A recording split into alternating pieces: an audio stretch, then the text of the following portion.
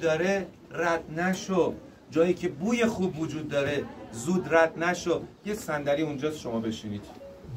آره زانوهاشون. و یکی از چیزایی که حال آدم رو خوب میکنه، این چیه که حالمون رو خوب میکنه؟ موسیقیه. جناب غفوریان بزرگوار بفرمایید داخل. آقا مجلس شادی بدون موسیقی چه معنی میده؟ حتی ببخشید مجلس غمگینی با ساز اشک شما در میاد. برای چی میگن سعی کنید کمتر مشکی بپوشید؟ کوچه استخوان میاد. فضای زیبایی است ساز و آواز وقتی در کنار هم ساز و آواز.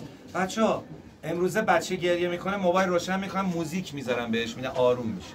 بچهای نسل 1400 دیگه هم با دلار و تومن و اینا آروم میشن. اینقدر موسیقی تاثیر داره. اینجا یه خانم جوونی رو ویلچر بود، مسافر من بود، 3 سال بود ایشون فاقد حرکت.